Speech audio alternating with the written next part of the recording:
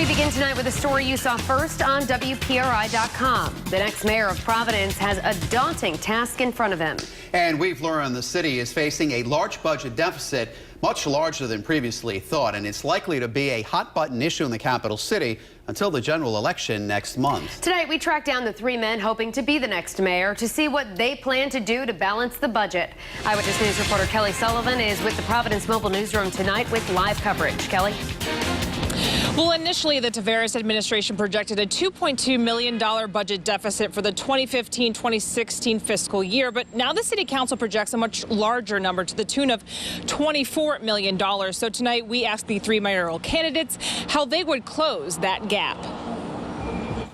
In spring of 2014, the Tavares administration projected Providence's budget shortfall to be $2.2 million for the 2015-2016 fiscal year. But Ways and Means Committee Chairman David Salvatore tells WPRI.com the deficit is nearly 12 times that, close to $24 million.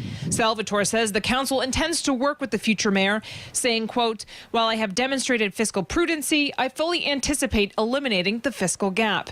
We caught up with the three mayoral candidates and asked them their plan to close the gap. Among several initiatives, independent candidate Buddy Cianci says the budget could be cut right now by getting rid of some lobbyists. Freeze spending, freeze hiring, just essential services and essential hiring, and of course try to raise some revenues to stop the bleeding. There's no question that needs to be done now. Democratic candidate Jorge Alorza blames part of the current deficit on Cianci's decision 23 years ago. They gave a class of retirees 5% and 6% compounded annual cost of living increases.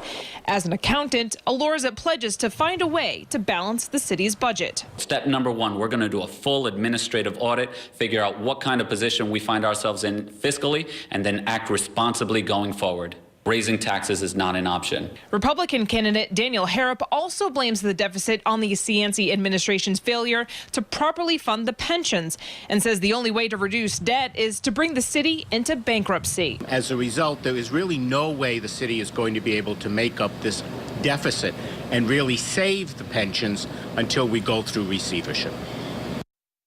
Now, Cianci defends his decision that he made during his second administration. So now when the new mayor enters office in January, not only will he have to manage the current budget, but he'll also have to start working on that 2015-2016 budget.